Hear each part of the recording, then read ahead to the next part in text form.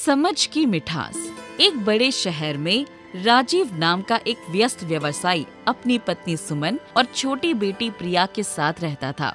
राजीव का जीवन उसकी कंपनी और कामकाज के इर्द गिर्द घूमता था। प्रिया, जो केवल 7 साल की मासूम बच्ची थी, अपने पिता से बहुत प्यार करती थी, लेकिन वो अक्सर उन्हें घर पर नहीं पाती।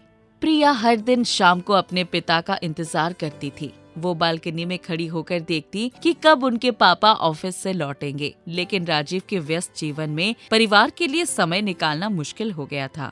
माँ, पापा कब आएंगे? मुझे उनसे खेलना है।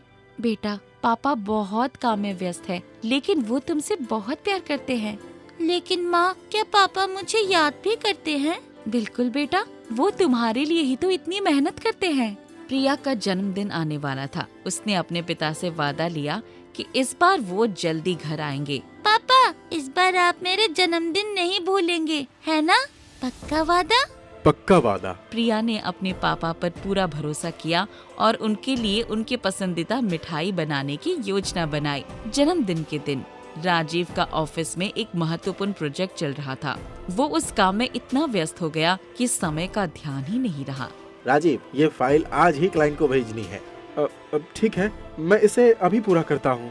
राजीव को याद था कि उसने प्रिया से वादा किया है, लेकिन काम का दबाव उसे रोक रहा था।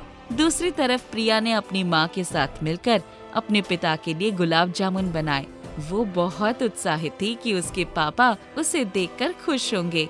माँ, पापा को गुलाब जामुन बहुत पसंद है। उन्हें देखकर वो कितने खुश होंगे, है ना? हाँ बेटा, पापा को तुम्हारा ये प्यार बहुत पसंद आएगा। प्रिया ने मिठाई तैयार की और टेबल पर रख दी। फिर अपने पापा का इंतजार करने लगी। रात के 10 बज गए, लेकिन राजीव अभी तक घर नहीं आया। प्रिया ने टेबल पर बैठकर अपने पापा का इंतजार किया। धीरे धीरे उसकी आंखें भारी होने लगी और वो वहीं सो गई। राजीव रात के 11 बजे घर पहुंचा।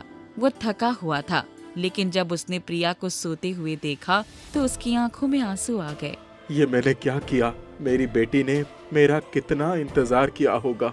उसकी नजर टेबल पर रखे मिठाई के डिब्बे पर पड़ी। उसने एक गुलाब जामुन उठाकर खाया और उसकी मिठास ने उसे प्रिया के प्यार का एहसास कराया। अगली सुबह प्रिया उठी तो उसने देखा कि उसके पापा पास में बैठे हैं। पापा, आप आ गए? हाँ बेटा, और मुझे माफ कर दो, मैं तुम्हारे जन्मदिन पर नहीं आ सका। कोई बात नहीं पापा, लेकिन अगली बार आप जरूर आएंगे, है ना? बेटा, अब से मैं हर पल तुम्हारे साथ रहने की कोशिश करूंगा। तुम मेरी जीवन की सबसे बड़ी खुशी हो। उस दिन के बाद राजीव ने अपने काम और परिवार के बीच संतुलन बनाना सीख लिया। उसने महसूस किया कि जीवन में परिवार सबसे बड़ी पूंजी है। मैंने प्रिया और तुम्हारे साथ बिताने का समय खो दिया था, अब मैं इसे सुधारूंगा। यही समझदारी सबसे बड़ी मिठास है। जीवन में परिवार का स्थान सबसे ऊपर है। काम के साथ साथ अपनों के साथ समय बिताना भी उतना ही जरूरी है।